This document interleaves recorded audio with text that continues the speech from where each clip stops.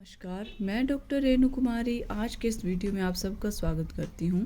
आज हम शेमुषी भाग 1 कक्षा 9 का 10वां पाठः जटायु शौर्यम का अध्ययन करेंगे। जटायु शौर्यम अर्थात जटायु की वीरता। प्रस्तुत पाठ महर्षि वाल्मीकि विरचित रामायण के अरण्यकांड से लिया गया है। इसमें जटायु और रावण के युद्ध का वर्णन है। तो आइए पाठ प्रारंभ करते हैं। पाठ प्रारंभ करने से पहले मेरा निवेदन है कि जो नए लोग इस वीडियो के माध्यम से जुड़े हैं, कृपया मेरे चैनल को सब्सक्राइब करना ना भूलें। श्लोक नंबर 1।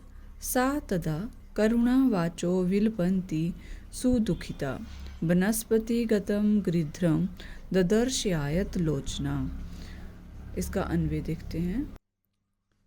तदा सुदुखिता करुणा वाचः विलपन्ति आयतलोचना सा सीता वनस्पति गतम गृध्रम ददर्श।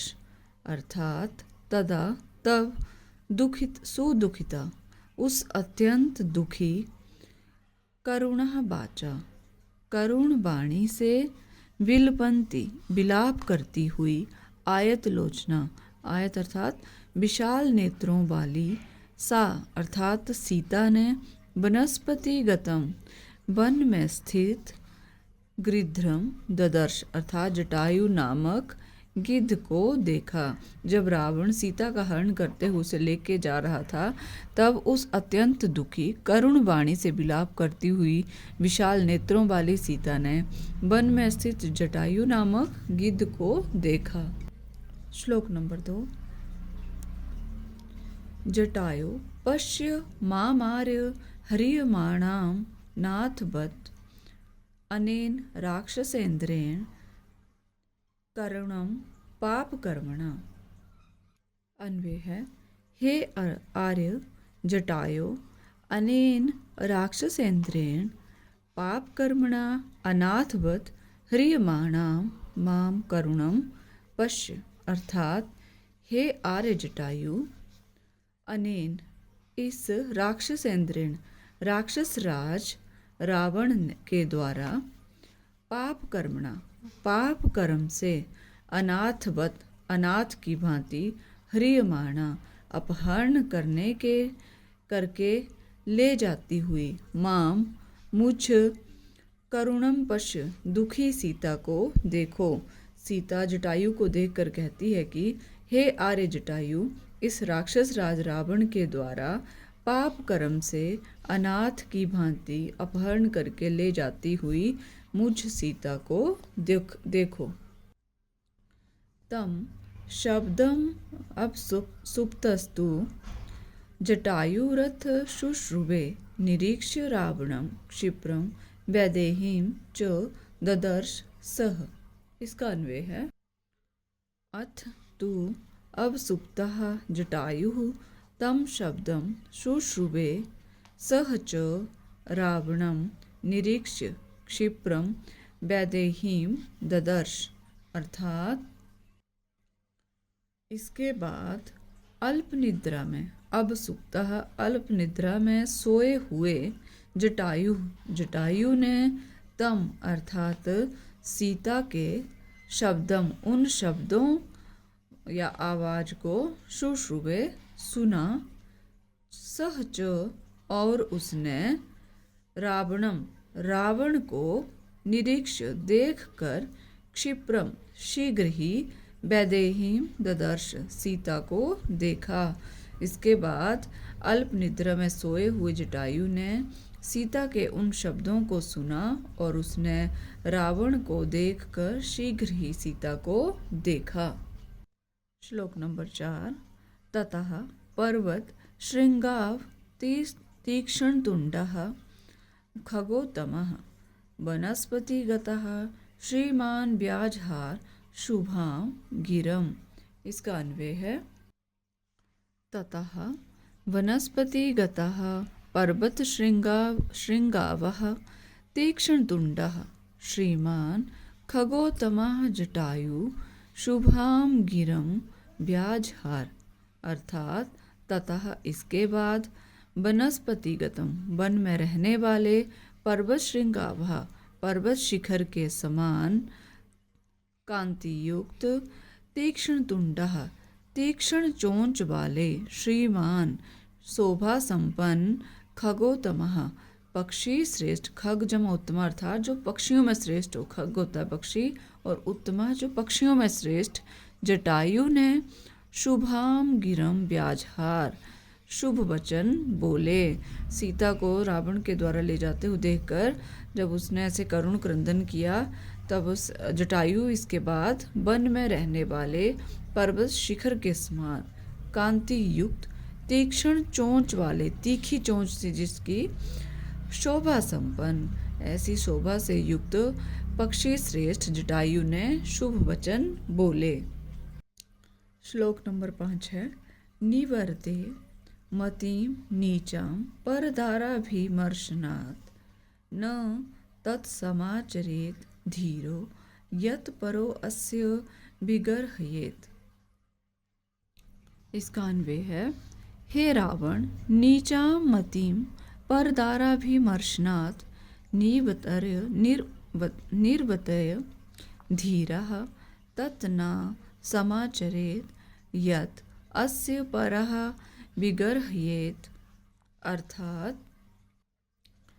अर्थात हे रावण, नीचाम मतिम, अपनी नीच बुद्धि को, परदाराभिमर्शनात्, परदारा भी होता है पर, पराई स्त्री को स्पर्श करने से, निवर्त्य, रोको, क्योंकि धीरा तत् न समाचरेत, कि एक बुद्धिमान व्यक्ति को ऐसा आचरण न समाचरेत, शोभा नहीं देता या आचरण नहीं करना चाहिए।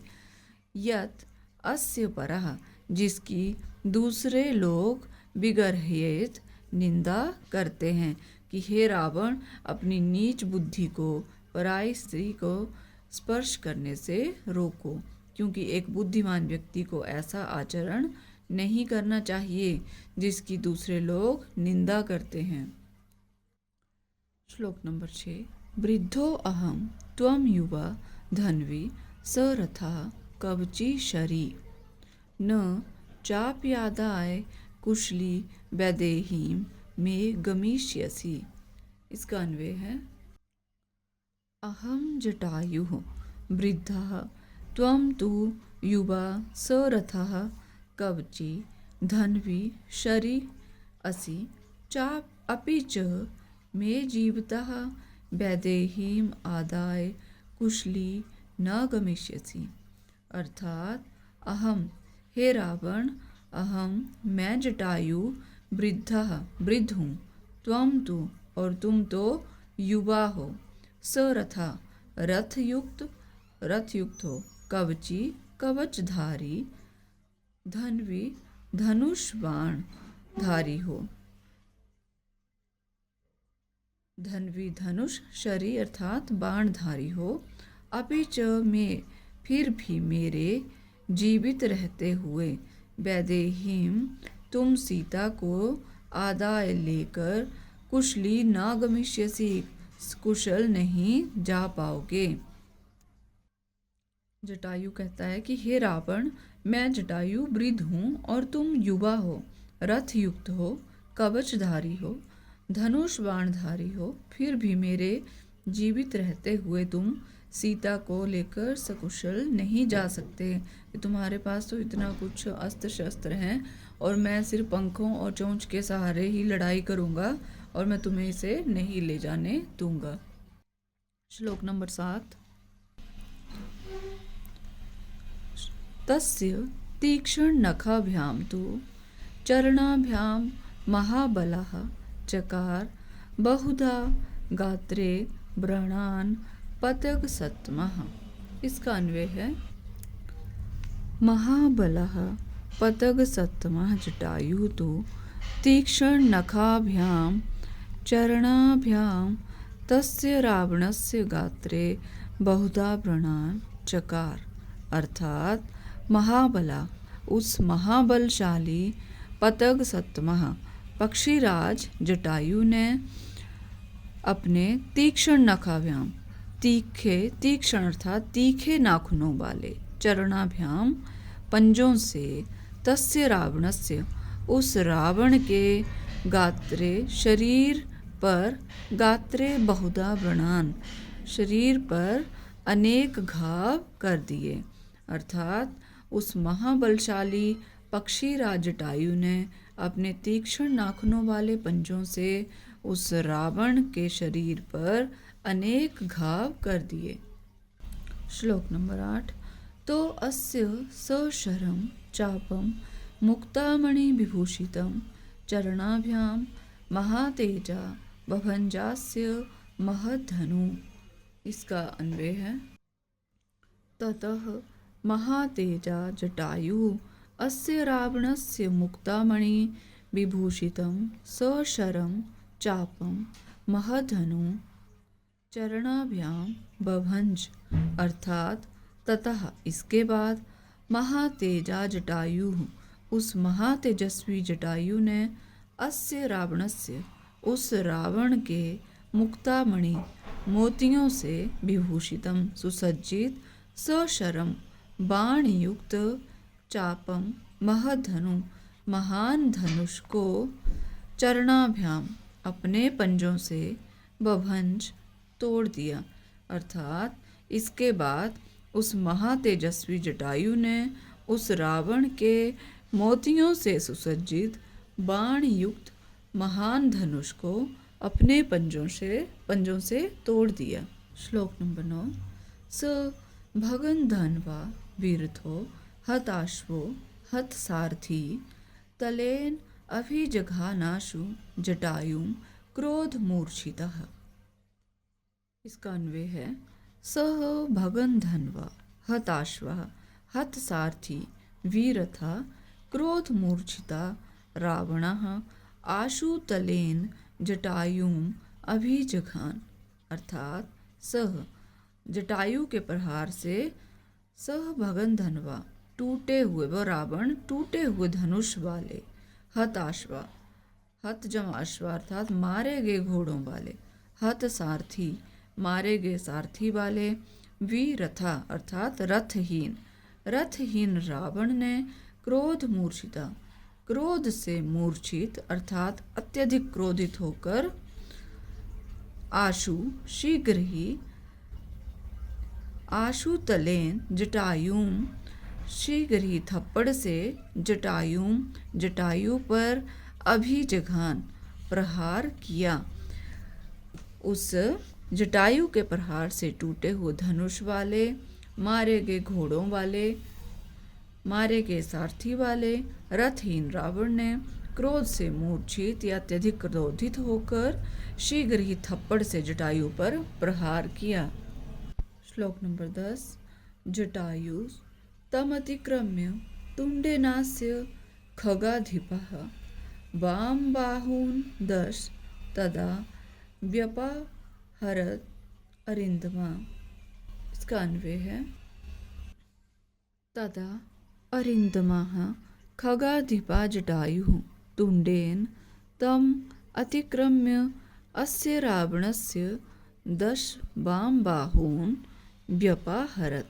अर्थात तदा इसके बाद अरिंदमः शत्रुओं का विनाश करने वाले खगाधिपः खग जमाधिप अर्थात पक्षीराज जटायु ने तुंडेन चोंच से तम उस रावण पर अतिक्रम्य आक्रमण करके अस्य रावणस्य अर्थात उस रावण की 10 वाम बाहून बाईं ओर की 10 भुजाओं को व्यपहरत उखाड़ दिया। इसके बाद शत्रुओं का विनाश करने वाले पक्षीराज जटायु ने चोंच से उस रावण पर आक्रमण करके उसकी बाईं ओर की 10 भुजाओं को उखाड़ दिया। ये हैं इस पाठ से संबंधित शब्दार्थ। विद्यार्थियों का अध्ययन अवश्य करें, इसे पाठ कर समझने में आसानी होगी। अभ्यास प्रश्न नंबर 1। एक पदेन उत्तरम लिखत। एक पद में उत्तर लिखें। क आयतलोचना का अस्ति विशाल नेत्रों वाली कौन है? सीता। ख सा कम ददर्श उसने क्या देखा? गृध्रम या जटायुम, उसने गिद्ध या जटायु को देखा। गिद्ध अथवा जटायु कुछ भी लिख सकते हैं। ग खगोत्तमः कीदृशीं गिरं व्याजहार, पक्षी श्रेष्ठ ने किस प्रकार की वाणी बोली? शुभाम, शुभ वाणी। घ जटायु काभ्याम रावणस्य गात्रे व्रणम चकार, जटायु ने किससे रावण के शरीर पर घाव कर दिए? तीक्ष्ण नखाभ्याम, अपने तीखे नाखूनों से। अंग अरिंदमा खगाधिपः कति बाहून व्यपाहरत,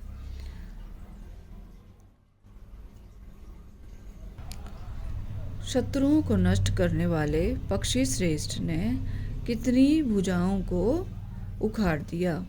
10, अर्थात 10 भुजाओं को अपने पंजों से उखाड़ दिया। प्रश्न नंबर 2, अधोलिखितानां प्रश्नानां उत्तराणि संस्कृत भाषा लिखत, नीचे लिखे गए प्रश्नों का उत्तर संस्कृत भाषा में लिखो। क जटायु पश्य इति का वदति, हे जटायु देखिए ऐसा किसने बोला? जटायु पश्य इति सीता वदति, जटायु देखिए ऐसा सीता ने बोला। ख जटायु रावणम किम कथति, जटायु रावण से क्या कहता है? इसका उत्तर है जटायु रावणम कथयति, हे रावण परदाराभिमर्शनात् नीचाम मतिम निवर्त्य, अर्थात जटायु ने रावण से कहा कि हे रावण, पराई स्त्री को स्पर्श करने से अपनी नीच बुद्धि को रोको। ग क्रोधवशात रावणः किम कर्तुम उद्यतः अभवत्, क्रोध के वश होकर रावण क्या करने के लिए तैयार था? इसका उत्तर है क्रोधवशात रावणः जटायुम प्रहर्तुम उद्यतः अभवत्, क्रोध के वश होकर रावण जटायु पर प्रहार करने के लिए तैयार था। घ पगतेश्वरः रावणस्य कीदृशं चापं सशरं बभंज, पक्षी श्रेष्ठ ने रावण के किस प्रकार धनुष और बाण तोड़ दिए? इसका उत्तर है पगतेश्वरः रावणस्य मुक्तामणि विभूषितं सशरं चापं बभंज, पक्षी श्रेष्ठ ने रावण की मोतियों से सुसज्जित बाण युक्त धनुष को तोड़ दिया। अंग जटायु केन वाम बाहुम दंशति, जटायु ने किस प्रकार बाईं भुजा पर प्रहार किया? इसका उत्तर है जटायु तुंडेन वाम बाहुम दंशति, जटायु ने अपनी चोंच से बाईं भुजा को उखाड़ दिया या उस पर प्रहार किया।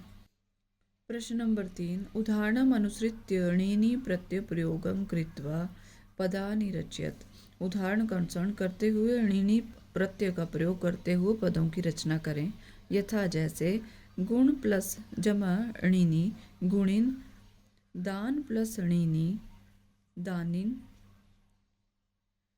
कवच जमा णिनि कवचिन अर्थात कवची, शर जमा णिनि शरिन अर्थात शरी, कुशल जमा णिनि कुशलिन अर्थात कुशली, धन जमा णिनि धनिन धनी, दंड जमा णिनि दंडिन अर्थात दंडी।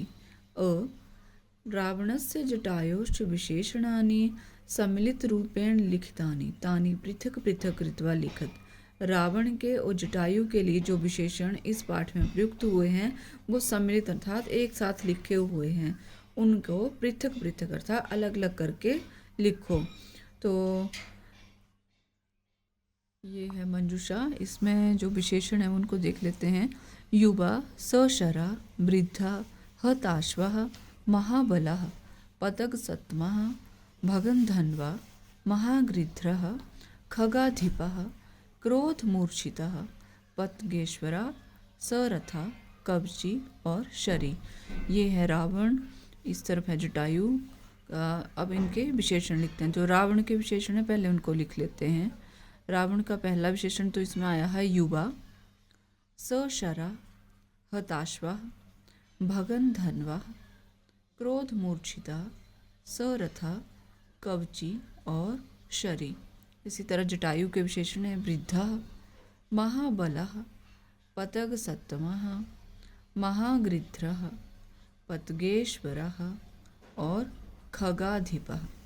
प्रश्न नंबर 4, क स्तंभे लिखितानां पदानां पर्यायः ख स्तंभे लिखितः तान यथा समक्षम योज्यत। क स्तंभ में पदों के जो पर्यायवाची हैं उनके वो ख स्तंभ में लिखे हैं। क स्तंभ में जो पद है उसका पर्यायवाची ख स्तंभ में लिखा हुआ है और उचित के साथ मिलान करना है। क कवची, इसका पर्यायवाची है कवचधारी। आशु शीघ्रम। वीरथा अर्थात रथ विहीन। पपात अपतत। भूवि पृथिव्यां। पतगसत्तमः पक्षी श्रेष्ठ। प्रश्न नंबर 5, अधोलिखितानां पदानां विलोम पदानि मंजूषायां दत्तेषु पदेषु चित्वा यथा समक्षम लिखत। कि नीचे लिखे गए पदों के जो विलोम पद हैं वो मंजूषा में दिए हुए हैं, उनको चुनकर सामने पदों के सामने लिखना है। तो मंजूषा में दिए हुए हैं मंदम, पुण्यकर्मणा, हसंती, अनार्य, अनतिक्रम्य, देवेंद्रेण, प्रशंसित, दक्षिणेन, युवा। तो ये पद हैं इस तरफ और इस तरफ हैं विलोम शब्द। तो आइए लिखते हैं। क है विलपंती, इसका विलोम है हसंती, हंसना, रोना, हंसना। आर्य अनार्य। राक्षसेंद्रेण, देवेंद्रेण, पापकर्मणा, पुण्यकर्मणा। क्षिप्रम, मंदम, विगर्हयेत, प्रशंसेत। वृद्धः, युवा। वामेन, दक्षिणेन। अतिक्रम्य, अनतिक्रम्य। प्रश्न नंबर 6 का अ भाग है। अधोलिखितानि विशेषण पदानि प्रयुज्य संस्कृत वाक्यानि रचयत। नीचे लिखे हुए विशेषण पद जो पाठ में आए हैं उनका प्रयोग करते हुए संस्कृत वाक्यों की रचना करनी है। क है शुभाम, वाक्य बनेगा जटायु शुभाम वाणीम अवदत। जटायु ने शुभ वाणी बोली। ख खगाधिपा अर्थात पक्षियों का राजा। खगाधिपा जटायु रावणेन सह युद्धम अकरोत् अर्थात पक्षी श्रेष्ठ जटायु ने रावण के साथ युद्ध किया। ग हत सारथी, हत सारथी रावणा भूमौ अपतत। सारथी अर्थात मारे हुए सारथी वाला रावण नीचे गिरा, भूमि पर गिरा।